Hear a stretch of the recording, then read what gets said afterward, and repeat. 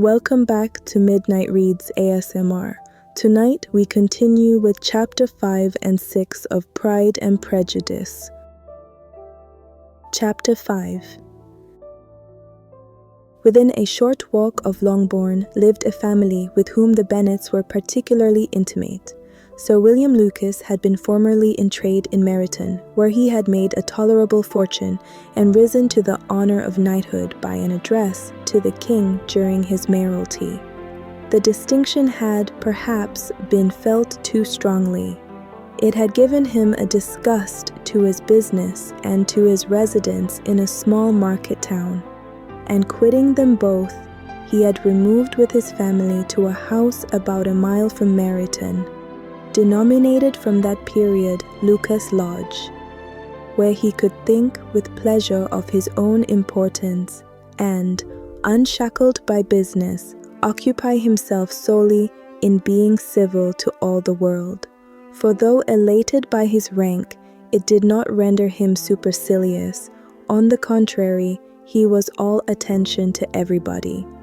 By nature inoffensive, friendly, and obliging, his presentation at St. James's had made him courteous. Lady Lucas was a very good kind of woman, not too clever to be a valuable neighbour to Mrs. Bennet. They had several children. The eldest of them, a sensible, intelligent young woman, about 27, was Elizabeth's intimate friend. That the Miss Lucases and the Miss Bennets should meet to talk over a bowl was absolutely necessary, and the morning after the assembly brought the former to Longbourn to hear and to communicate. "You began the evening well, Charlotte," said Mrs. Bennet, with civil self-command to Miss Lucas. "You were Mr. Bingley's first choice." "Yes, but he seemed to like his second better." "Oh, you mean Jane, I suppose, because he danced with her twice." "To be sure, that did seem as if he admired her. Indeed, I rather believe he did. I heard something about it, but I hardly know what, something about Mr. Robinson." "Perhaps you mean what I overheard between him and Mr. Robinson. Did not I mention it to you? Mr. Robinson's asking him how he liked our Meryton assemblies, and whether he did not think there were a great many pretty women in the room, and which he thought the prettiest. And his answering immediately to the last question, 'Oh, the eldest Miss Bennet, beyond a doubt. There cannot be two opinions on that point.'" "Upon my word. Well, that was very decided indeed. That does seem as if, but however, it may all come to nothing, you know. My overhearings were more to the purpose than yours, Eliza," said Charlotte. "Mr. Darcy is not so well worth listening to as his friend, is he? Poor Eliza, to be only just tolerable. I beg you will not put it into Lizzie's head to be vexed by his ill treatment, for he is such a disagreeable man that it would be quite a misfortune to be liked by him. Mrs. Long told me last night that he sat close to her for half an hour without once opening his lips." "Are you quite sure, ma'am? Is not there a little mistake?" said Jane. "I certainly saw Mr. Darcy speaking to her." "Aye, because she asked him at last how he liked Netherfield, and he could not help answering her. But she said he seemed very angry at being spoke to." "Miss Bingley told me," said Jane, "that he never speaks much unless among his intimate acquaintance. With them he is remarkably agreeable." "I do not believe a word of it, my dear. If he had been so very agreeable, he would have talked to Mrs. Long. But I can guess how it was. Everybody says that he is eat up with pride, and I dare say he had heard somehow that Mrs. Long does not keep a carriage, and had to come to the ball in a hack chaise. I do not mind his not talking to Mrs. Long," said Miss Lucas, "but I wish he had danced with Eliza." "Another time, Lizzie," said her mother. "I would not dance with him if I were you." I believe, ma'am, I may safely promise you never to dance with him. His pride, said Miss Lucas, does not offend me so much as pride often does, because there is an excuse for it. One cannot wonder that so very fine a young man, with family, fortune, everything in his favor, should think highly of himself. If I may so express it, he has a right to be proud. That is very true, replied Elizabeth, and I could easily forgive his pride if he had not mortified mine. Pride, observed Mary, who piqued herself upon the solidity of her reflections, is a very common failing, I believe.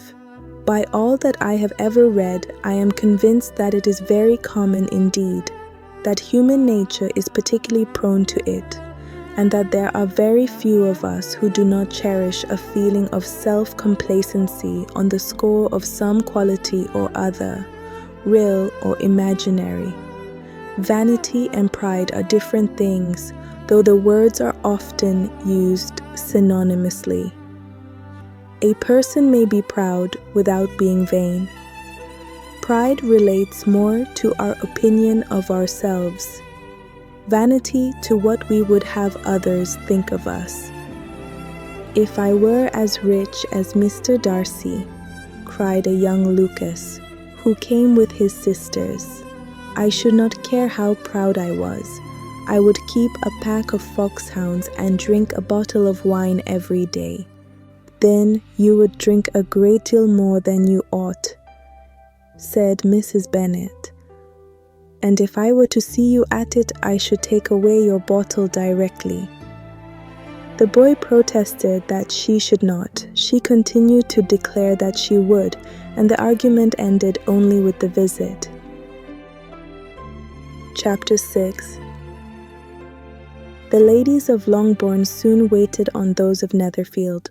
The visit was returned in due form. Miss Bennet's pleasing manners grew on the goodwill of Mrs. Hurst and Miss Bingley, and though the mother was found to be intolerable, and the younger sisters not worth speaking to, a wish of being better acquainted with them was expressed towards the two eldest. By Jane this attention was received with the greatest pleasure, but Elizabeth still saw superciliousness in their treatment of everybody, hardly excepting even her sister, and could not like them, though their kindness to Jane, such as it was, had a value as arising in all probability from the influence of their brother's admiration. It was generally evident whenever they met that he did admire her, and to her it was equally evident that Jane was yielding to the preference which she had begun to entertain for him from the first, and was in a way to be very much in love. But she considered with pleasure that it was not likely to be discovered by the world in general, since Jane united with great strength of feeling, a composure of temper, and an uniform, cheerful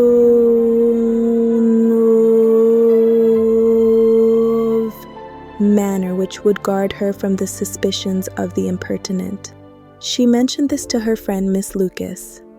"It may perhaps be pleasant," replied Charlotte, "to be able to impose on the public in such a case, but it is sometimes a disadvantage to be so very guarded. If a woman conceals her affection with the same skill from the object of it, she may lose the opportunity of fixing him, and it will then be but poor consolation to believe the world equally in the dark. There is so much of gratitude or vanity in almost every attachment that it is not safe to leave any to itself. We can all begin freely. A slight preference is natural enough. But there are very few of us who have heart enough to be really in love without encouragement. In 9 cases out of 10, a woman had better show more affection than she feels. Bingley likes your sister undoubtedly, but he may never do more than like her if she does not help him on. But she does help him on as much as her nature will allow. If I can perceive her regard for him, he must be a simpleton indeed not to discover it too. Remember, Eliza, that he does not know Jane's disposition as you do. But if a woman is partial to a man and does not endeavor to conceal it, he must find it out. Perhaps he must if he sees enough of her. But though Bingley and Jane meet tolerably often, it is never for many hours together, and as they always see each other in large mixed parties, it is impossible that every moment should be employed in conversing together. Jane should therefore make the most of every half hour in which she can command his attention. When she is secure of him, there will be leisure for falling in love as much as she chooses. "Your plan is a good one," replied Elizabeth, "where nothing is in question but the desire of being well married, and if I were determined to get a rich husband or any husband, I dare say I should adopt it. But these are not Jane's feelings. She is not acting by design. As yet, she cannot even be certain of the degree of her own regard, nor of its reasonableness. She has known him only a fortnight. She danced 4 dances with him at Meryton. She saw him one morning at his own house, and has since dined in company with him 4 times. This is not quite enough to make her understand his character. Not as you represent it. Had she merely dined with him, she might only have discovered whether he had a good appetite, but you must remember that 4 evenings have been also spent together, and 4 evenings may do a great deal. Yes, these 4 evenings have enabled them to ascertain that they both like Bedtime better than commerce, but with respect to any other leading characteristic, I do not imagine that much has been unfolded. "Well," said Charlotte, "I wish Jane success with all my heart, and if she were married to him tomorrow, I should think she had as good a chance of happiness as if she were to be studying his character for a 12-month. Happiness in marriage is entirely a matter of chance. If the dispositions of the parties are ever so well known to each other, or ever so similar beforehand, it does not advance their felicity in the least. They always continue to grow sufficiently unlike afterwards to have their share of vexation, and it is better to know as little as possible of the defects of the person with whom you are to pass your life. You make me laugh, Charlotte, but it is not sound. You know it is not sound, and that you would never act in this way yourself."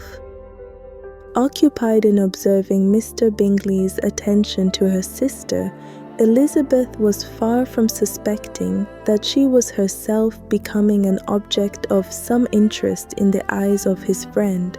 Mr. Darcy had at first scarcely allowed her to be pretty. He had looked at her without admiration at the ball, and when they next met, he looked at her only to criticize.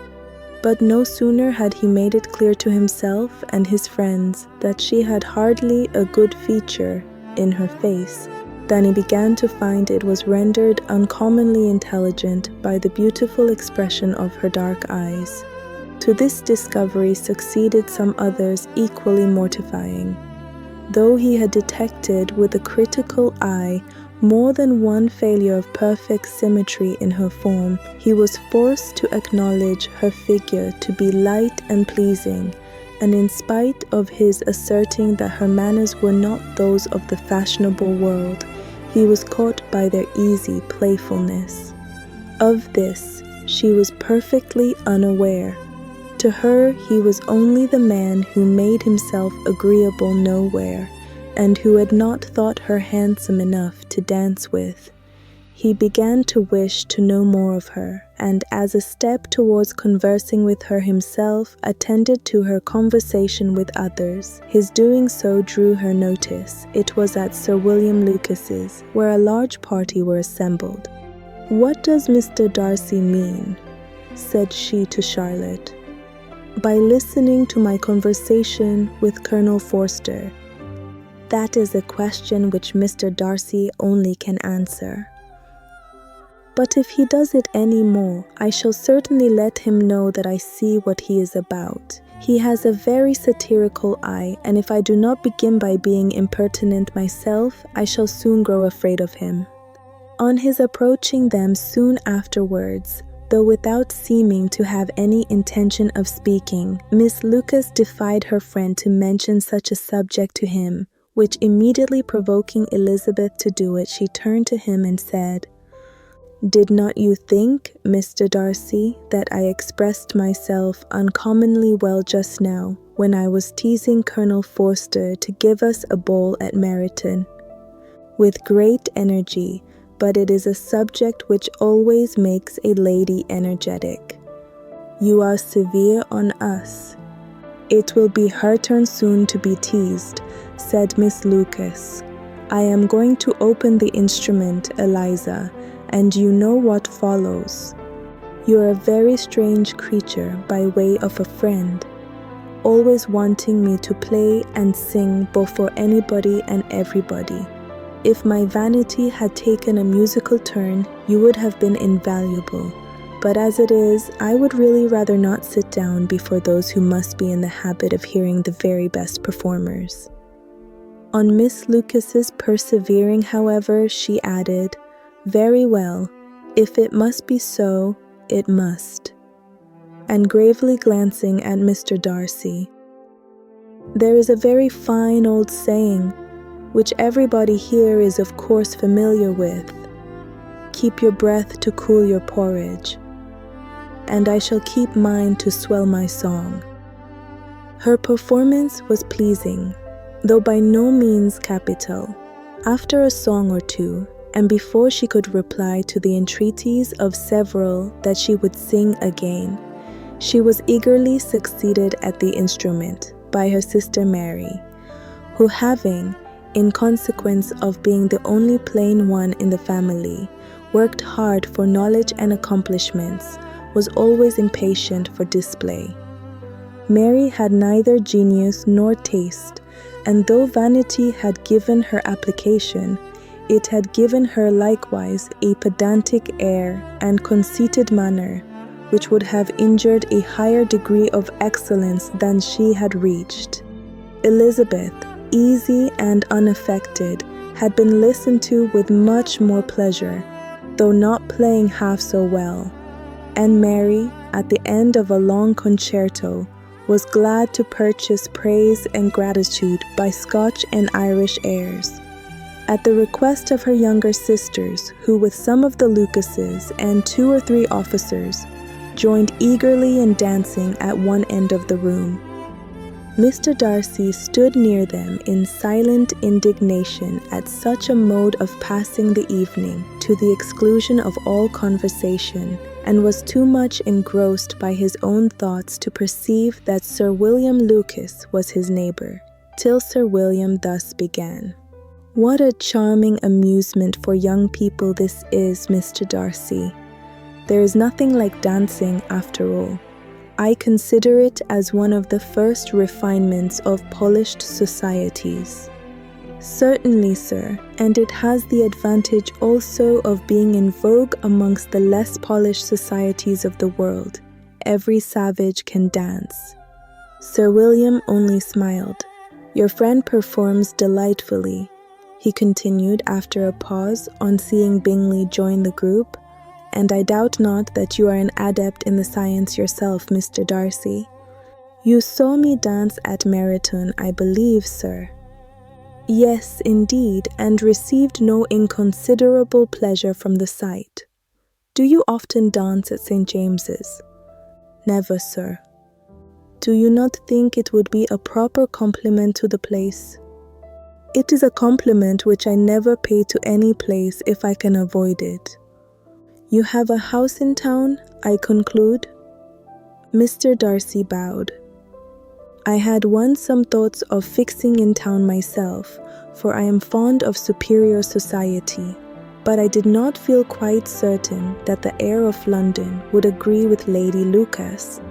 He paused in hopes of an answer, but his companion was not disposed to make any, and Elizabeth at that instant moving towards them, he was struck with the notion of doing a very gallant thing, and called out to her,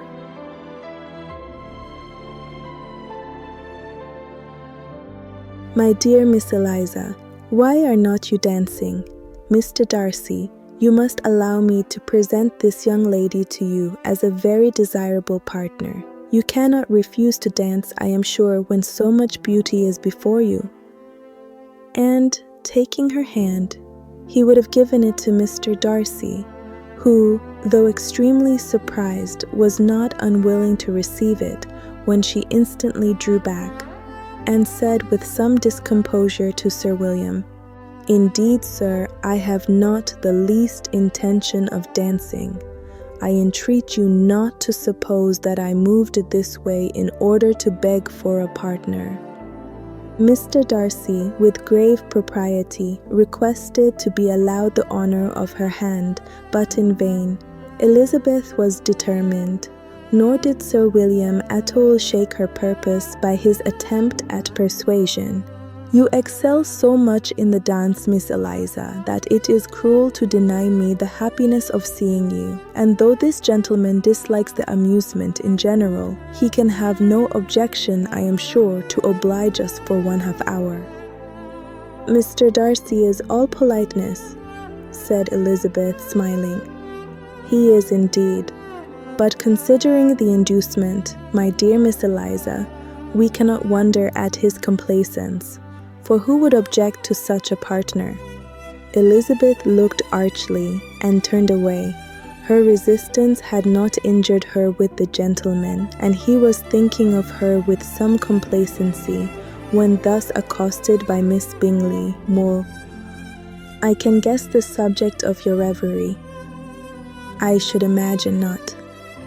"You are considering how insupportable it would be to pass many evenings in this manner, in such society, and indeed I am quite of your opinion.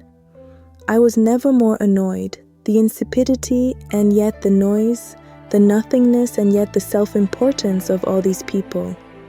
What would I give to hear your strictures on them? Your conjecture is totally wrong, I assure you. My mind was more agreeably engaged. I have been meditating on the very great pleasure which a pair of fine eyes in the face of a pretty woman can bestow." Miss Bingley immediately fixed her eyes on his face, and desired he would tell her what lady had the credit of inspiring such reflections. Mr. Darcy replied, with great intrepidity, "Miss Elizabeth Bennet." "Miss Elizabeth Bennet," repeated Miss Bingley. "I am all astonishment. How long has she been such a favourite? And pray, when am I to wish you joy?" "That is exactly the question which I expected you to ask. A lady's imagination is very rapid. It jumps from admiration to love, from love to matrimony, in a moment. I knew you would be wishing me joy. Nay, if you are so serious about it, I shall consider the matter as absolutely settled. You will have a charming mother-in-law indeed, and of course she will be always at Pemberley with you." He listened to her with perfect indifference, while she chose to entertain herself in this manner, and as his composure convinced her that all was safe, her wit flowed along. Sleep well and return any time to continue our journey through Pride and Prejudice.